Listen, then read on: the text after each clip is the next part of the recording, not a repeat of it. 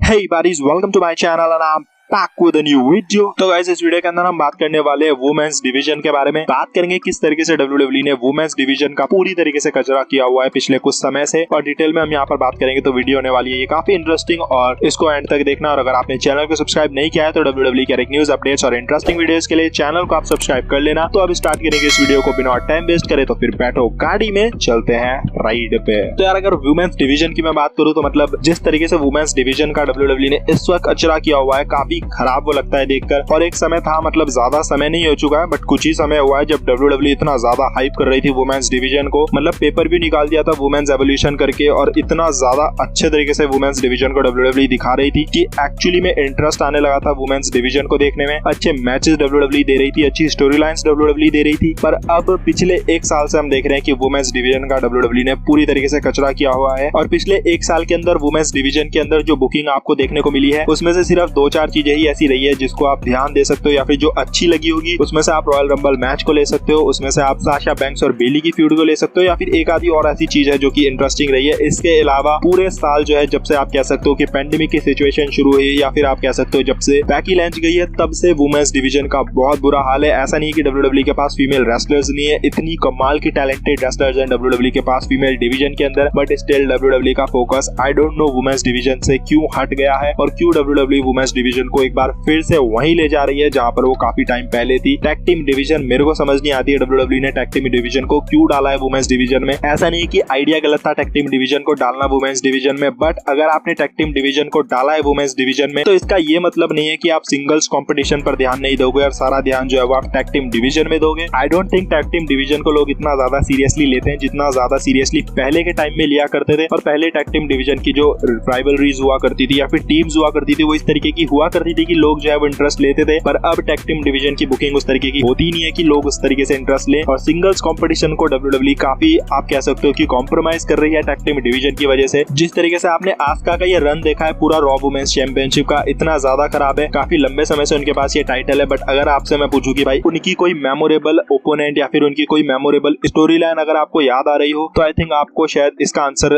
देने में थोड़ी सी कठिनाई होगी, बिकॉज एक्चुअली में ऐसा कुछ हुआ ही नहीं है उनकी टाइटल रेन में कि आप इजिली एक नाम वहां पर पिक कर सको, बिकॉज काफी ज्यादा खराब रही है। किस तरीके से टैग टीम डिवीजन में डाल दिया, मतलब शार्लेट फ्लेयर की रिटर्न होती है, उसके बाद हम देखते हैं कि एक्सपेक्ट हम कर रही थी कि शार्लेट फ्लेयर की अच्छी स्टोरी लाइन देखने को मिलेगी, आस्का की अच्छी स्टोरी लाइन देखने को मिलेगी, बट WWE ने किया क्या कि इन दोनों को टैग टीम बना दिया और दोनों को WWE ने टैग टीम चैंपियनशिप के लिए मैच भी दे दिया। मतलब ठीक है, आपको शार्लेट फ्लेयर को अगर टैग टीम डिवीजन में डालना था तो मतलब इतनी सारी फीमेल रेसलर्स पीछे बैठी है, उनके साथ आप उनको पेयर कर सकते थे, और आस्का को आपको अलग सिंगल्स कंपटीशन में दिखाना था ताकि रॉ वुमेन्स चैंपियनशिप को लोग देख सके, स्टोरी लाइन देख सके उस चैंपियनशिप को लेकर कोई कमाल की, ये लोग देखना चाहते थे, ना कि टैग टीम डिवीजन में इन दोनों का मैच। तो आई थिंक ये बहुत ही खराब आइडिया था। और अगर WWE चाहती तो आस्का जितनी कमाल की रेसलर है उनके साथ बहुत कमाल की स्टोरी लाइन या फिर मैचेस कमाल के दे सकती थी WWE इस पूरी टाइटल रेन के अंदर। ऐसा नहीं है कि ओपोनेंट्स की कमी है, ओपोनेंट्स बहुत सारे हैं फीमेल डिवीजन में, जैसे कि मैंने कहा बहुत कमाल के टैलेंटेड फीमेल रेसलर्स हैं, बट WWE का फोकस वहां पर था ही नहीं पूरे साल। और ऐसा नहीं है कि आस्का अभी चैंपियन बनी है, जब से बैकी लैंच गई है वो टाइटल उन्हीं के पास है, सिर्फ थोड़े टाइम के लिए वो साशा बैंक के पास गया था, अदरवाइज वो टाइटल पूरा समय उन्हीं के पास रहा है, बट अभी तक कुछ खास उन्होंने उस टाइटल के साथ नहीं किया है, और बहुत खराब बुकिंग WWE उनको दे रही है। अगर दूसरी तरफ अगर हम चले स्मैकडाउन चैंपियनशिप की तरफ तो वहां पर साशा बैंक्स के साथ WWE ने फिर भी थोड़ा सा अच्छा किया है। पहले हमने देखा किस तरीके से बेली उस टाइटल के साथ चीजें कर रही थी, वो अच्छा था। उसके बाद जब साशा बैंक चैंपियन बनी तो साशा बैंक को बेली के साथ जो फ्यूड थी वो अच्छी खासी थी। उसके बाद कार्मेला के साथ उनकी फ्यूड फिर भी आप कह सकते हो कि इतनी बुरी नहीं थी, वो फिर भी ठीक थी। उसके बाद अब मैं क्या देखता हूँ कि WWE अनाउंस करती है कि बियांका ब्लेयर और साशा बैंक को WWE ने पेयर कर दिया है और इनको भी एक टैग टीम चैंपियनशिप के लिए मैच दे दिया है, जो कि आपको एलिमिनेशन चेंबर के अंदर देखने को मिलेगा। मतलब ये मेरे समझ से बाहर है बिल्कुल भी कि रेसलमेनिया का टाइम चल रहा है जब आपको रेसलमेनिया के लिए मैचेस बिल्ड करने चाहिए, ओपोनेंट्स बिल्ड करने चाहिए और स्टोरी लाइन्स दिखानी चाहिए। इस समय आप टैग टीम डिवीजन में फोकस कर रहे हो, जबकि आपका फोकस होना चाहिए सिंगल्स कंपटीशन को लेकर, बिकॉज अगर रेसलमेनिया में लोग ट्यून अप करेंगे और देखेंगे रेसलमेनिया को, वुमेन्स डिवीजन के मैचेस देखेंगे। तो भाई टैग टीम मैचेस देखने के लिए कोई नहीं जाने वाला है वहां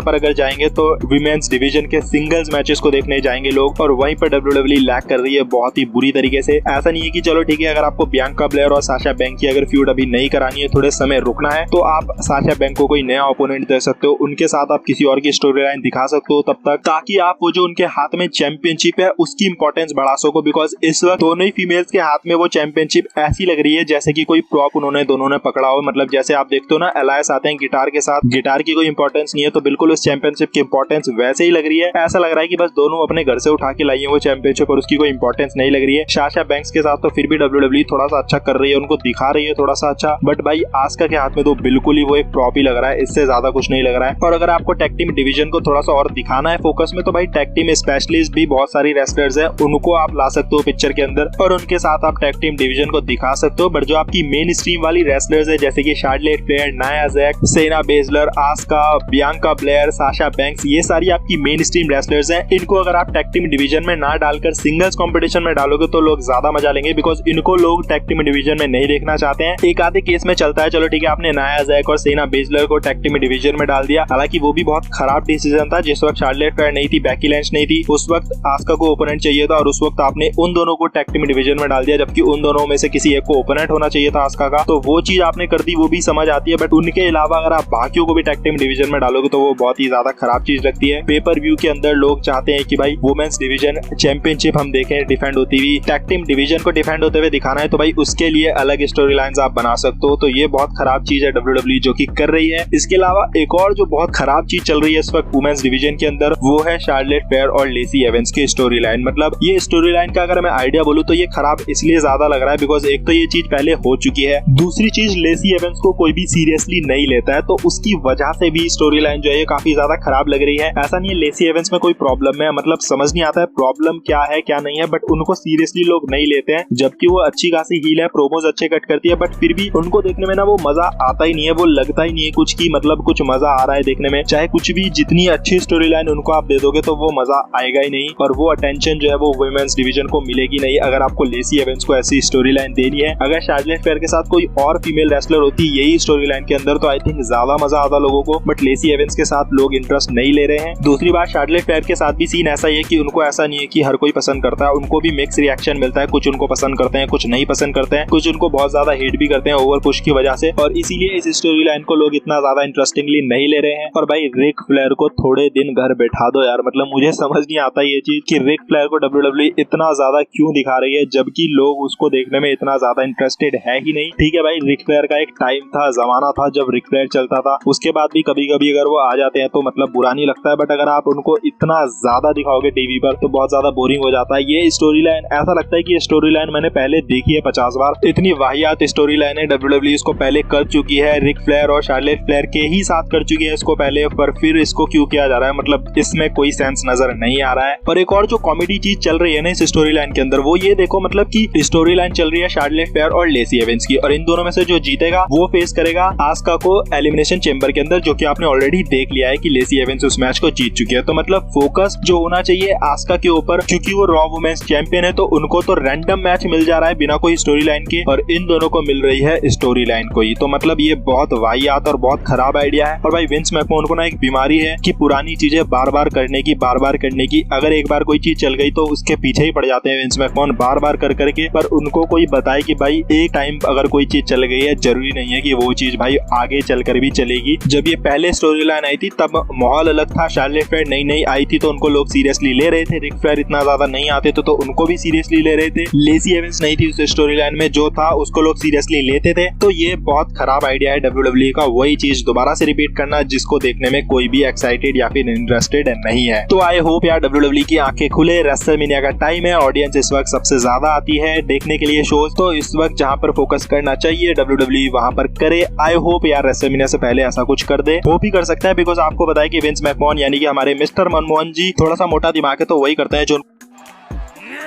अरे एक सेकंड यार, मजाक कर रहा हूँ यार, तुम तो सीरियस हो जाते हो। तो गाइस वीडियो यहीं एंड करते हैं, इससे पहले ये मेरे को फायर करे तुम लोग वीडियो को लाइक कर देना, चैनल को सब्सक्राइब कर लेना, नीचे कमेंट करके बताओ अपने थॉट्स, और मनमोहन जी के बारे में कुछ भी गलत नहीं बोलना है, बहुत बढ़िया आदमी है, बहुत ही जबरदस्त आदमी है, बहुत ही चिल।